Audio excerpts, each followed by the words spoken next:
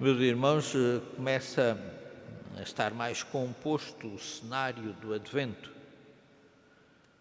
Nossa Senhora está presente sempre no Advento e está presente todos os dias na vida da Igreja.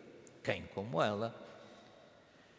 Mas na sexta-feira passada, na solenidade da Imaculada Conceição, fez a sua entronização solene neste tempo, para nos ajudar neste tempo de espera e de alegria. Isaías, também todos os dias durante o Advento, ouvimos ao primeiro Isaías, o profeta do século VIII a.C., ou o segundo Isaías, como hoje aconteceu, o profeta que acompanhou os exilados na Babilónia, ou o terceiro Isaías, o profeta, ou os profetas discípulos do primeiro Isaías, que acalentaram, que animaram, que aguentaram o povo no regresso da Babilónia. E pronto, é uma figura do Advento, as suas profecias messiânicas ajudam-nos imenso neste tempo. Hoje, como sempre acontece no segundo domingo do Advento, entrou em cena João Batista. Este ano, pelas mãos do evangelista deste ano, São Marcos. Portanto, já temos a fazer connosco o Advento, não apenas a Igreja inteira e o Espírito Santo, mas também Nossa Senhora, São João Batista, o profeta Isaías. Também, como acontece geralmente, não apenas ao domingo, mas mesmo nos dias de semana, a palavra de Deus escutada aponta uns textos para a vinda, para o mistério da encarnação, para a vinda histórica de Cristo, a encarnação do Filho de Deus, o mistério que nós nos preparamos para celebrar no Natal, e outras leituras apontam para a vinda escatológica de Cristo no final dos tempos. E assim acontece hoje. A primeira leitura, tirada do segundo Isaías e o Evangelho, apontam claramente para a primeira vinda de Cristo, para a encarnação do Verbo de Deus. Já disse, o segundo Isaías é o profeta que surge. O exílio para a Babilónia foi no ano 587 a.C. e 30 anos depois é chamado a ser profeta entre os exilados este homem que hoje nos falou, ou através do qual Deus nos falou. Um homem inteligentíssimo, com uma visão extraordinária das coisas, um grande teólogo, um grande profeta e também um grande poeta.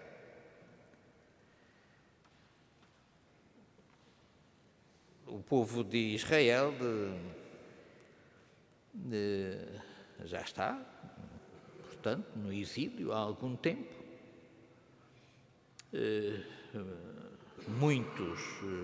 Muitos já refizeram a sua vida no exílio, já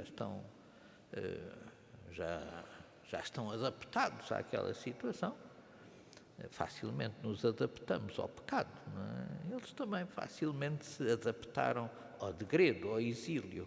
Mas outros continuavam a esperar o momento da libertação, o momento em que poderiam regressar à terra prometida. Este profeta, neste segundo Isaías, começa a perceber-se que a Babilónia, aquele regime político, se estava a esboroar. E, por outro lado, estava a surgir no país vizinho, na Pérsia, um novo astro cintilante, Ciro, rei da Pérsia, um homem valente, um homem corajoso, um homem decidido, um homem inteligente. E ele começa a perceber que mais dia, menos dia, o reino da Babilónia ia abaixo e o povo podia ser libertado e o povo podia regressar à terra prometida, àqueles que quisessem. E quer alimentar a esperança daqueles que queriam regressar a Jerusalém, mas não o podia fazer muito às claras, não é? Para que o regime já moribundo da Babilónia não reparasse ou não dissesse que ele estava a sugerir a insurreição ou a prever a derrota do regime. E por isso fala do futuro referindo-se a acontecimentos do passado. Fala do exílio no Egito e da libertação do exílio do Egito, do êxodo, para falar deste novo êxodo, esta nova libertação da Babilónia para Jerusalém. E diz ele que esse êxodo será ainda mais espantoso. Porque no primeiro êxodo, quem ia guiar o povo era um homem extraordinário, um homem temente a Deus, um homem que era um instrumento de Deus, Moisés, mas era um homem. E agora, neste segundo exílio, um exílio mais extraordinário, será o próprio Deus a conduzir o povo. Mas atenção, é preciso corresponder a essa graça. Deus vai libertar o povo, mas é preciso que o povo se deixe libertar e adira a Deus. É preciso que, ao menos, o povo se disponha a preparar um caminho no deserto. É certo que de Jerusalém para a Babilónia se podia dar a volta, ir por estrada, percorrer mais de 1000 quilómetros, mas se atalhassem pelo deserto, era um instantinho. E o profeta diz que é preciso que o povo prepare no deserto, para ser mais depressa, um caminho cômodo para que Deus conduza o povo do exílio da Babilónia à terra prometida, de novo a Jerusalém. E por isso o profeta, prevendo isso, tem palavras de grande consolação para o povo. Eis o vosso Deus, o Senhor Deus, vem com poder, o seu braço dominará. Ora, quando é que isto se realiza? Realizou-se com a encarnação do Verbo de Deus. O próprio Deus vem pastorear o seu povo. Mas é preciso que nós, ovelhas rebeldes, nos deixemos pastorear por Ele. E todos os adventos é preciso darmos mais um passinho nesse sentido. E é o mesmo acontecimento, à vinda de Cristo, à realização desta profecia do segundo Isaías, que se refere São Marcos no seu Evangelho. O Evangelho de São Marcos começa da maneira que ouvimos. Início do Evangelho de Jesus Cristo, Filho de Deus. São Marcos, como sabeis, discípulo de São Pedro, dirige o seu Evangelho aos cristãos de Roma. É o primeiro Evangelho a ser escrito, entre os anos 60 e os anos 70, e como Marcos é um evangelista muito bem informado, porque viveu muito perto de São Pedro, e quem melhor que São Pedro guardaria as palavras e os acontecimentos da vida de Jesus, O Evangelho de São Marcos é uma fonte importante dos outros evangelhos sinóticos, de São Lucas e São Mateus. Início do Evangelho. Evangelho era, neste tempo, uma palavra técnica que se aplicava a boas notícias referentes ao imperador, ou no caso dos judeus, a Herodes. Herodes tinha conquistado mais alguma coisa, ou tinha feito uma grande construção, era uma boa notícia, era o Evangelho. O imperador tinha um filho, ou o imperador casava, era uma boa nova, o casamento do imperador, ou o nascimento de um novo filho. Mas São Marcos aplica esta palavra técnica a Nosso Senhor Jesus Cristo. Ele é a boa nova. E aquilo que ele disse e aquilo que ele fez, e que vem narrado no Evangelho, é o Evangelho, é a boa nova. As outras boas novas, referentes aos imperadores e aos poderosos, não interessam, não levam a nada. Ao contrário, a boa nova de Nosso Senhor Jesus Cristo liberta. E por isso também não é inocente ele dizer uma coisa óbvia. Ninguém escreve um livro dizendo, no princípio e início do livro. Toda a gente sabe que o livro começa por ali, não começa pelo fim. Mas São Paulo diz início do Evangelho é também com uma intenção. É para ligar o acontecimento de Cristo à criação. O livro do Gênesis, o primeiro livro da Bíblia, também começa dizendo que no início era o caos e Deus interveio e pôs as coisas em ordem. Com Cristo dá-se uma nova criação. Um novo tempo vem, um tempo de esperança, um tempo de alegria, um tempo de paz. E depois, logo de seguida, apresenta João Batista. Como disse, é uma figura do Advento. João Batista, que vem anunciar a vinda do Messias. A vinda do Messias era esperada por Israel há muito tempo, não é? As profecias messiânicas já circulam entre o povo de Israel há muito tempo. E muitos hebreus, muitos judeus, diziam aos rabinos, mas como é que é? Estão sempre a anunciar a vinda do Messias, mas ele nunca mais vem. E aquilo que os rabinos diziam são os vossos pecados que retardam a vinda do Messias. O Messias ainda não veio por causa dos vossos pecados. Quando vocês cumprirem a Torá, finalmente o Messias vem.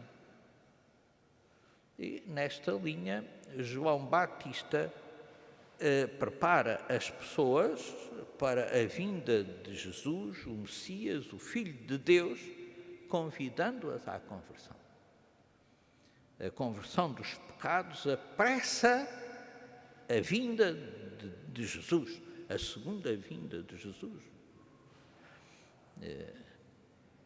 Nós dizemos muitas vezes neste Advento a parábola Maranatá, que quer dizer, vem Senhor Jesus.